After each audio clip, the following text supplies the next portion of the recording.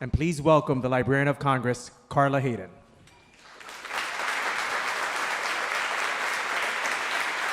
Well, good afternoon.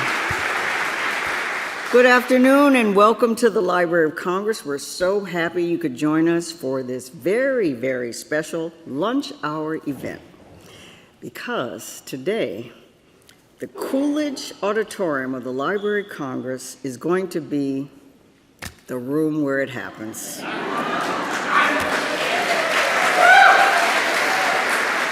We are so honored to welcome to your nation's library Tony and Grammy Award winner Leslie Odom Jr. Now you know. I get the sense that you all know that he originated the role of Aaron Burr in the brilliant and now legendary musical Hamilton.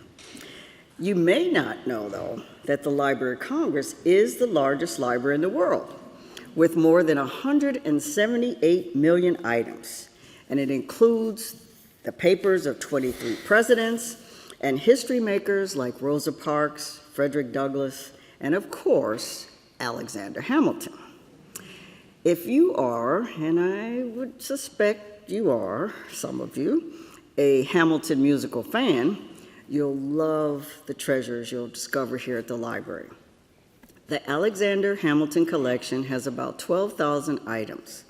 It includes documents from his childhood to his marriage to Elizabeth Schuyler Hamilton, from his time as a Revolutionary War officer and aide to George Washington, to his time as Treasury Secretary. And most of the papers date from 1777 until his death in 1804. The collection also includes his last letter to Eliza before the infamous duel with Aaron Burke. We have letters which include his correspondence with Thomas Jefferson and the papers of his daughter, who you know from the song, from the musical. Can you say that? All right, I knew I had the right people. The Library of Congress is also the home of one of the best performing arts collections in the world. We have the papers of George and Ira Gershwin, Oscar Hammerstein, Leonard Bernstein, Hazel Scott, Alvin Ailey, Neil Simon, Jesse Norman, Jonathan Larson, Burt Bacharach, and so many more. So we're excited that we were able to share some of the treasures with Leslie earlier today, and that you'll also have a chance to look at some of the collection items after the program. Our curators from the Music and Manuscripts Division have prepared a wonderful display for you in the Whitall Pavilion right next door. And it's your shot to see some of America's treasures, I know. And we know you will be satisfied and that you'll be back.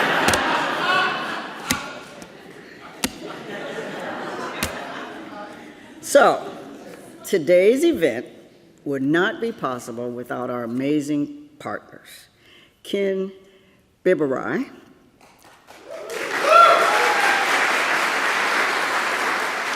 and CAA speakers. Our deepest appreciation to both of them. And today's conversation is being recorded as part of Ken's podcast, Coffee with Ken. And there are even cups on the table. Because this very successful podcast covers a spectrum of topics from issues in business, politics, social impact, and so innovation, and I was so honored to be a guest a couple of years ago. So to introduce our special guest, it's my pleasure to welcome CAA speakers Billy Halka.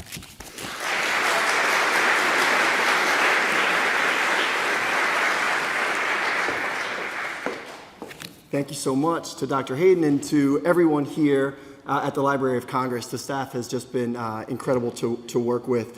Again, I'm Billy Halleck, and I'm one of the agents in the Speakers Department at CAA. To those of you who were able to join us back in the spring when we hosted John Meacham at the White House Historical Association around the time of the Correspondents' Dinner, welcome, and thanks for coming back. And to those of you who we haven't met yet, it's a real pleasure. CAA is the largest talent agency in the world, and because of that, we go to where the most important stories are being told.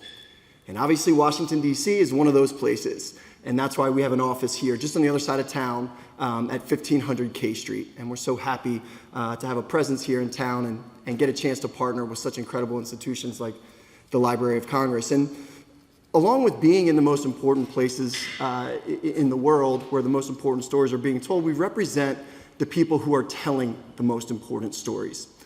And Leslie Odom Jr. is obviously one of those people, so we're so grateful for the opportunity to bring him here today in front of all of you. At CAA, we believe that it's vital and important to bring people together to talk, to think, to learn, and to listen. And to that end, who better to help us think, talk, learn, and listen than Ken Biberai, who is the host of Coffee with Ken, a great friend of mine and an amazing moderator. So with that, I would like to just welcome you all to this iconic institution. Thank you for spending your afternoon here with us. And I give you Leslie Odom Jr. Thank you.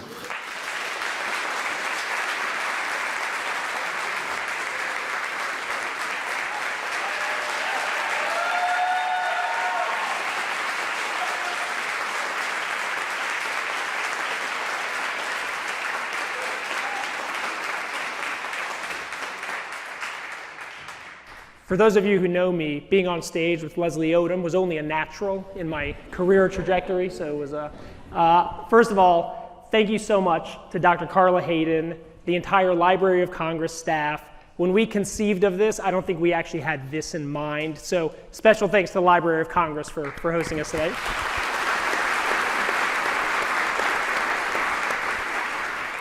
Billy Halleck and the CAA team, they really are the ones who kind of helped put this all together. They conceived of this idea. They thought how important it would be to kind of have a cool setting, I think, for you, Leslie, to kind of talk beyond Broadway, talk about so much that you've recently written about in Failing Up, which we'll get into. So big thanks to CAA again for their help today.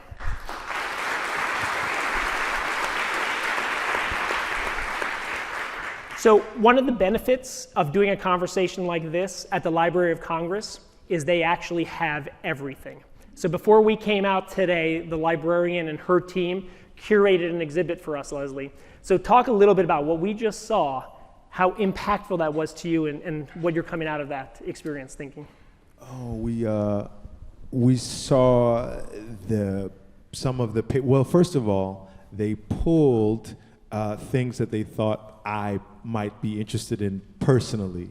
So they started with the letter that Hamilton wrote his wife before the duel. One of the speeches he gave in support of the ratification of the Constitution. They pulled out Oscar Hammerstein's papers so I could see his process, the first sort of musings he had trying to write My Favorite Things. That was really my biggest takeaway was the democracy of process, really that nobody, even geniuses, the reminder that even geniuses don't get to escape process, that it's messy, that there's a whole lot of clay, and it gets refined, over time. So I just am walking away with a sense of gratitude and inspiration that I should keep going, even when my writing is bad. Well, part of what we saw were artifacts from Hamilton. So let's start there. When did you know that Hamilton was going to be what it became? Talk a little bit about that origin story, how you got connected to it, how you got that last seat in the theater to kind of have that opportunity. Yeah, I knew right away how I felt about it. I didn't know if it would connect to all of you the way it has, or so many of you the way it has. There are, I'm sure, in this library, there's some clunkers in people's libraries as well, in their papers. There's some pieces that didn't find an audience in their original run, and so I didn't know if Hamilton would be one of those shows, like maybe it's just the run at the public theater that only a few thousand people got to see. But I knew what I felt about it. And what I felt was that it was just the boldest, freshest, most literate, exciting piece of new work I had ever encountered. It was a theater smaller than this one in Poughkeepsie, New York, that I encountered the piece on the campus at Vassar. They do this New Works Festival called Powerhouse, and I knew that the team that had put together In the Heights had written a new show. In the Heights was this show. I listened to that cast album on a Greyhound bus going somewhere, long Greyhound bus trip, and the tears were like perpendicular. You know what I mean? I was so moved by the piece, by the energy of it, and the fact that it was being told from a fresh perspective. There's a new voice in Lin-Manuel, and so they were writing a new show, and I wanted to see it, to experience the new show. And so I had been up to Poughkeepsie, if you can imagine this. So my wife was up there at the same time. I was visiting her all the time, and I had made friends with the ushers on my trips up to Poughkeepsie. And so there were no seats. You know, I sent Lin-Manuel a tweet, as you do, telling him I was in Poughkeepsie and I would love to see the Hamilton mixtape. And he sent me a tweet back. This was before he was very, very famous. And he said, there are no seats, but I'd love to see you. So before it was a thing, you couldn't even get ticket to see this thing. But I had made friends with the ushers, and so my favorite usher said, Leslie, I got you, She said, stand to the side, I'm gonna fill up the room, and then I'll make sure you get in. I scored the very last folding chair in the very last row to see the first reading of the Hamilton mixtape. I was in the room. I had no idea in a million years sitting on that last row. I mean, I just thought it was perfect as is, I had no idea in a million years that I would be in the show. I didn't know that I was getting a glimpse of something I'd be a part of, but I do remember so clearly the thought that crossed my mind when Wait For It finished the first time that I heard that song, and I said, well, whomever gets to sing that song 8 shows a week is gonna be a very lucky actor. And I was right. I was right.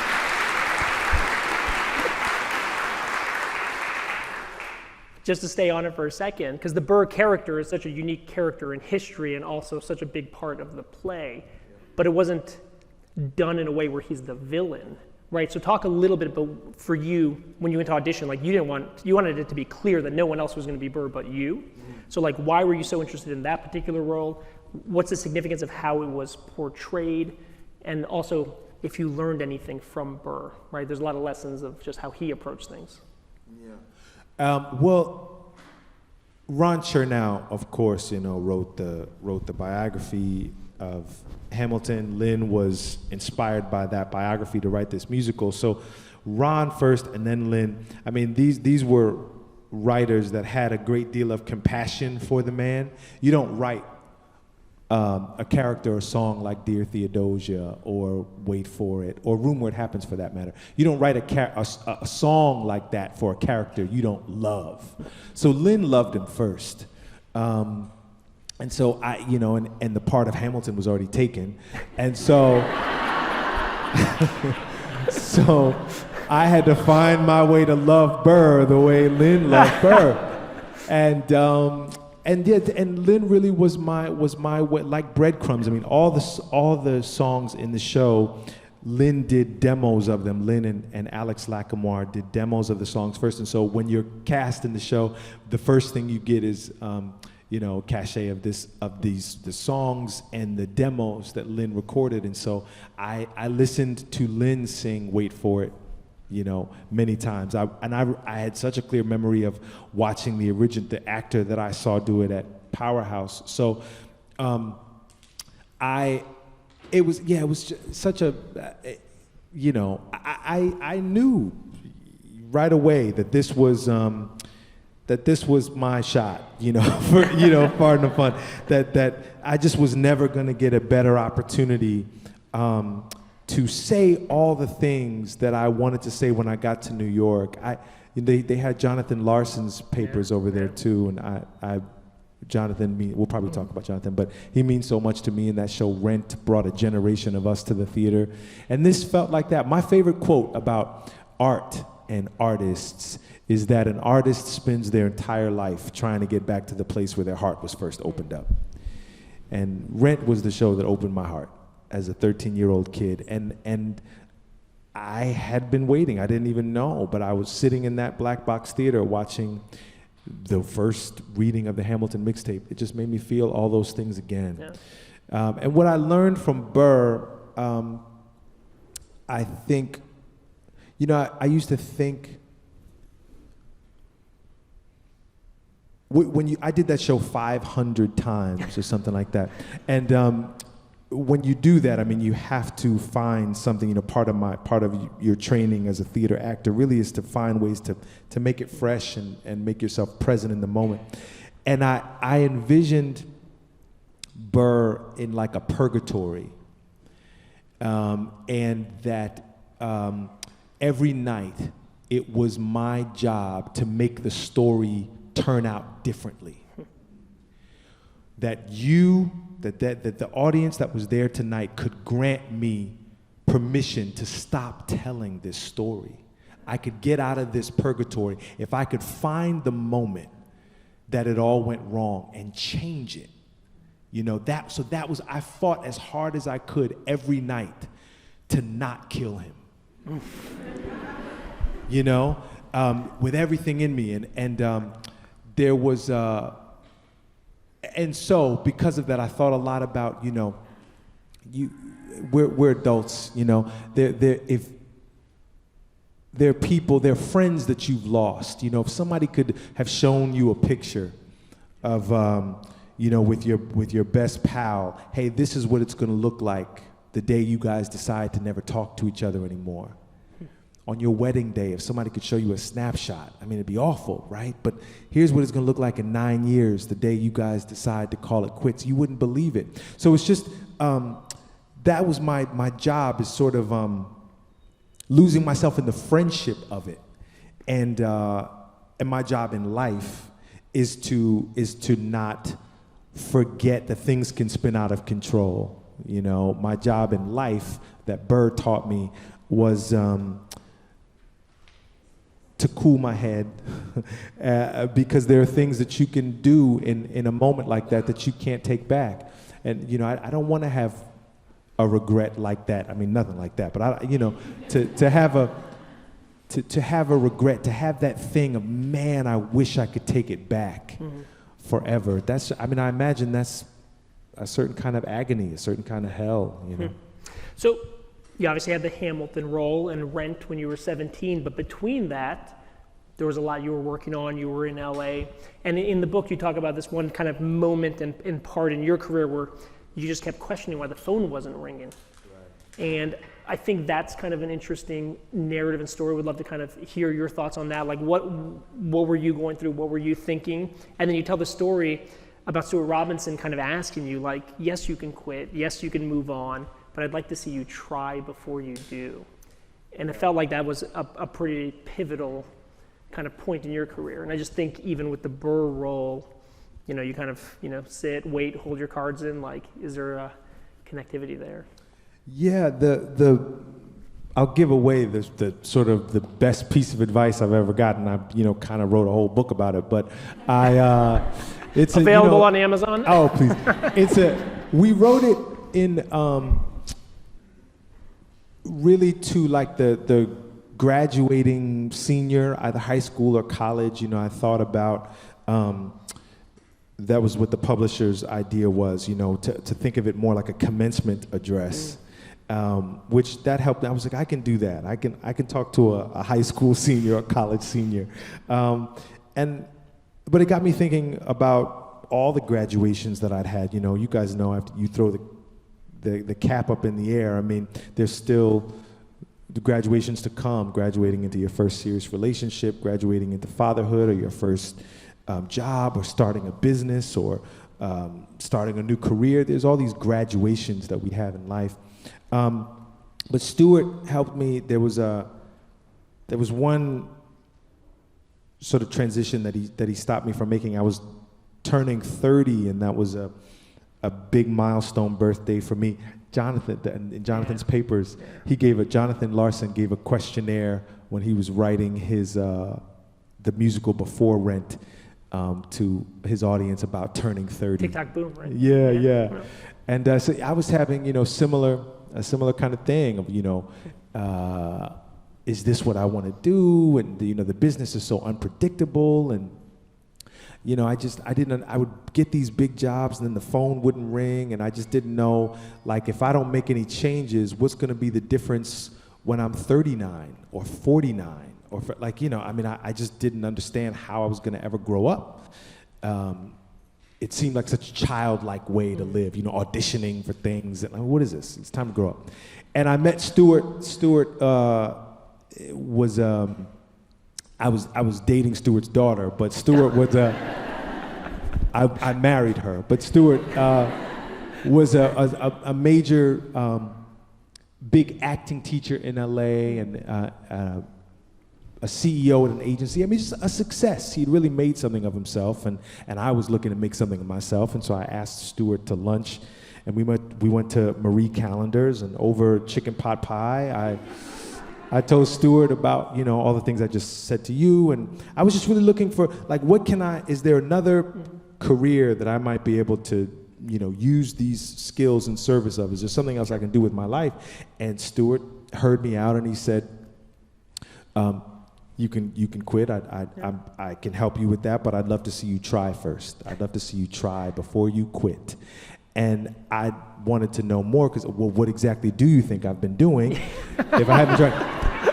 But Stuart said, you're an affable guy. You're well trained. I'm sure you're well prepared when the phone rings. The phone didn't ring today, and so what did you do for yourself in the absence of a ringing phone?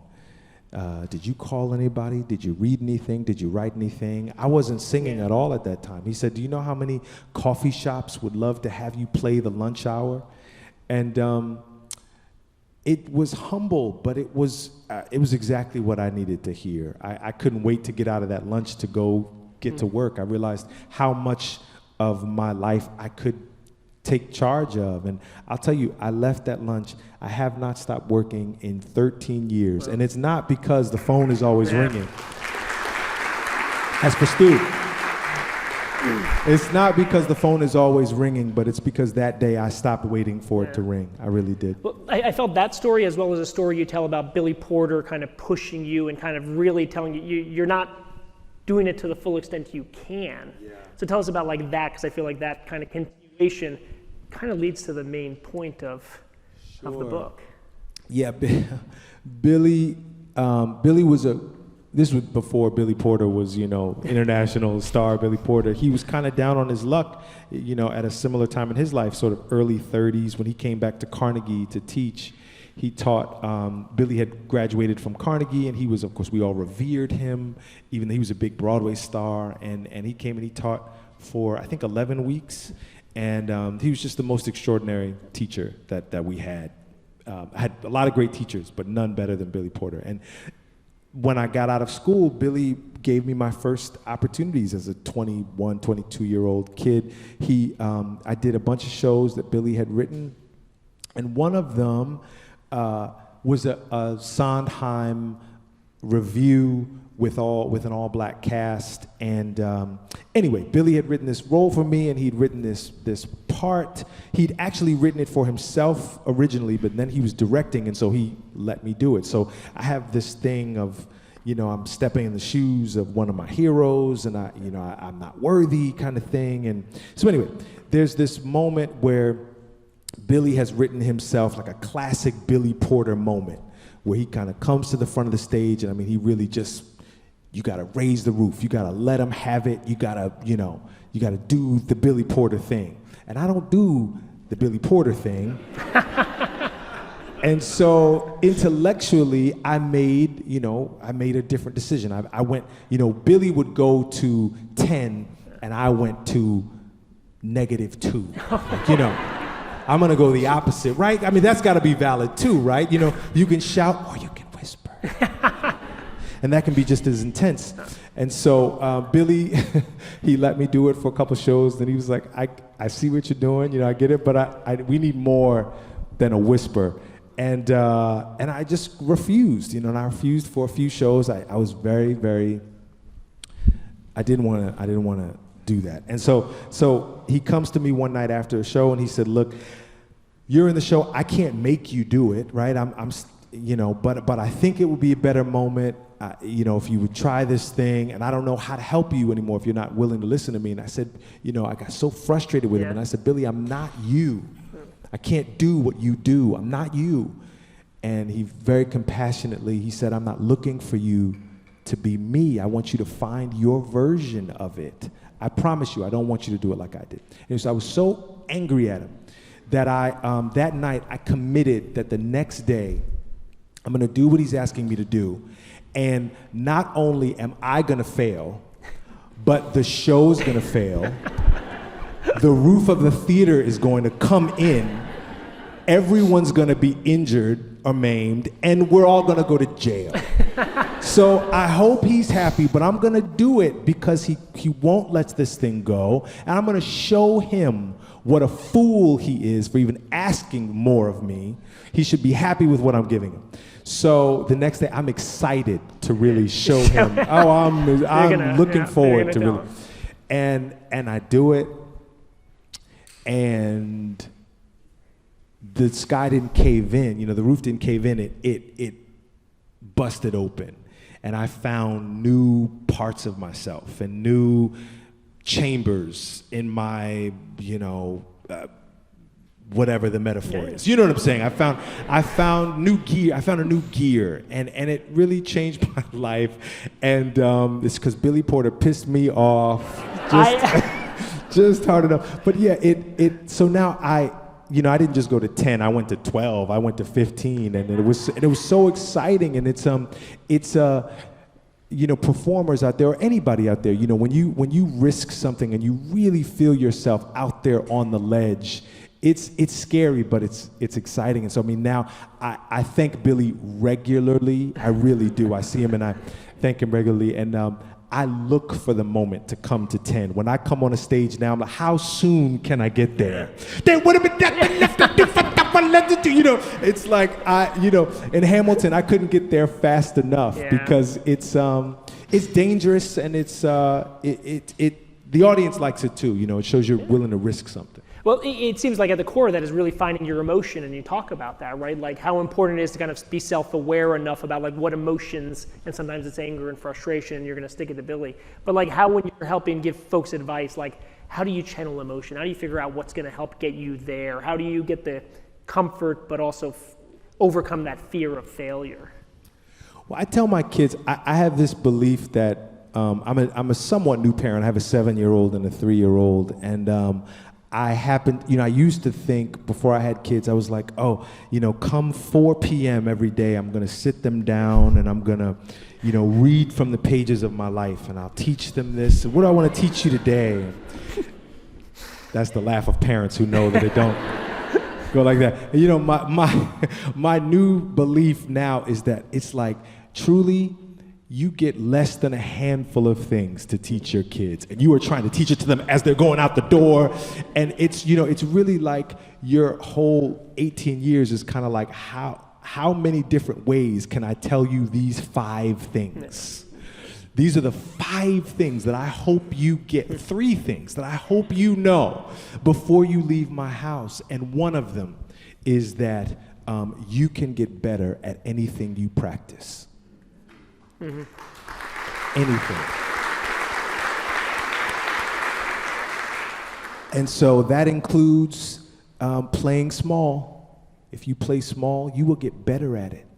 If you hide your gifts, if you hide yourself, if you keep quiet when you know you ought to speak up, all those things, you will get better at them if you practice them. And the same is true conversely. And so I've gotten better at all these things because I make them a practice. I make them a habit. And I've gotten better at all of them. Yeah. And you talk a lot in the book about preparation, habit, And it's funny because I didn't really think about it until we saw that exhibit. And one of the cool things about the exhibit, and I'm sure the Dr. Hayden mentioned this, but everyone's going to have the chance to actually go see this. And what's so neat about it is the artistic journey and how many times you see things crossed out and written in the sidelines and kind of that corrective kind of work happening. So, sure. Yeah. So in the book, you also talk a little bit about the power of no and knowing how to accept rejection, but then also knowing when to say no to projects and move on. So how when you're faced with these decisions for you in performance, right? Like if you say yes, you're kind of committed to doing a show or a performance. So when do you know when to say no, and how do you kind of guide what that next step is on your journey, right? Because your career is a little different than I think most folks here, right? So. Well, I've gotten better at it. I mean, I do, there's I certainly want, that's another thing that I would love for my kids to understand and be aware of. We started it with is the power of their yes and their no. Yeah. What I mean is when my daughter was very little, one of the first words, of course, she learned was no. And so the family, we just thought it was so cute. We would, people would ask her questions, and just to hear her say no, Lucy, can I have a hug? No. Lucy, can I have a kiss? Now no. He has a Lucy as well. Right. And so, but me and my wife talked about it. We kind of came to it almost like at the exact same time, and we were like, we got to have a talk with the family that, when she says no, we have to listen to her. Yeah. She needs to know that she can say no. So yeah, I think that the power of your yes and the power of your no is something that I want my kids to know, that they can, they always have the power to stand up and walk out of any room that they don't feel comfortable in, that they don't feel valuable in, or valued in. They can get up and they can walk out and deal with the consequences later. I say that more. So yes, the power of no has when you start out in your career, strangely, it really is the only thing you have control over. The things you aren't willing to do. I mean, the business will ask you to do a lot of things. They don't know you, so they're going to say, hey, you want to do this? You want to try this? And we want to pay you to do this. We want to pay you this much to do that.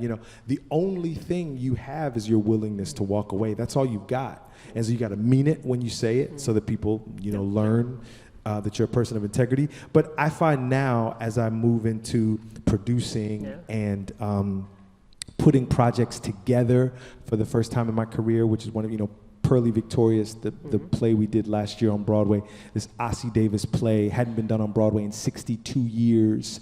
We finally got this play back to Broadway. It took us about 6 or 7 years to put it together, and it was a tremendous success on Broadway, and we were nominated for a bunch of Tony Awards, and we won one of them.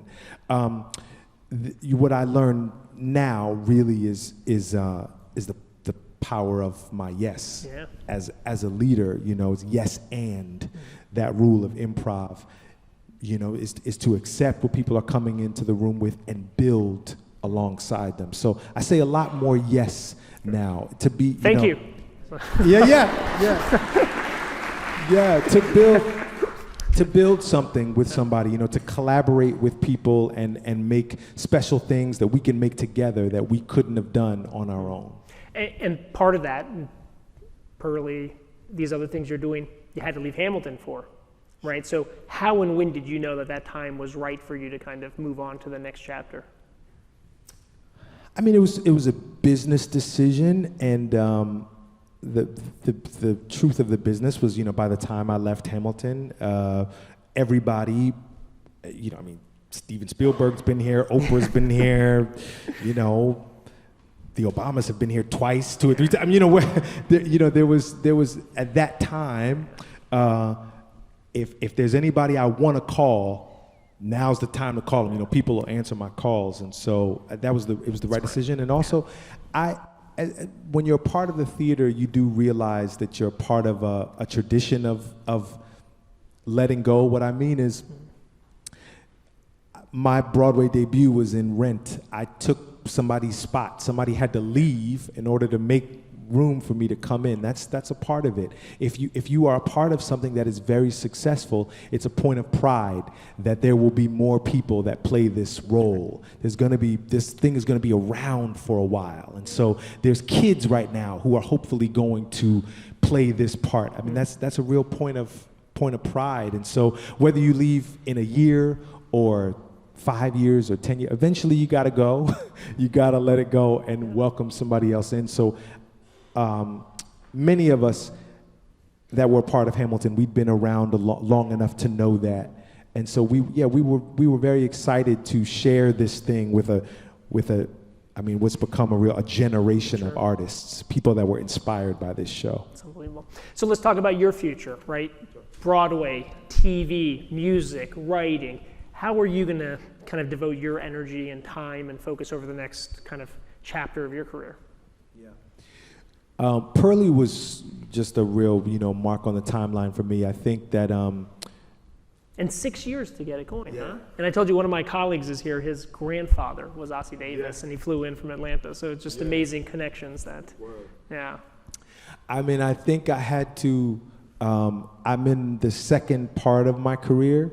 The first part was auditioning, just getting parts and trying to get work. I'm in the part of my career now where the most interesting roles, the most interesting projects are not going to come from an email. They're not going to come from a phone call. They're the things that I create for myself, the things that I build from the ground up. So I realized that, and I have a super exciting slate of projects, TV and film mostly, that we're building, and just it's one foot in front of the other, which is why an exhibit like that was just so inspiring. We have those days where you can lose sight. Why did we say we were going to do this? And this is a mess. And then we had this experience. We're writing a film based off this documentary. They came to the documentary makers came to us with this doc, and they want to turn it into a film, and we lost the plot for a while. It's about this group that was the singing group that was formed in prison. They're called the Escorts, and it's a fascinating story, but it's got its challenges. And we had a similar. We're 4 drafts in on this thing. And just last week, we're in the creative process, and we realized a way to combine all the drafts.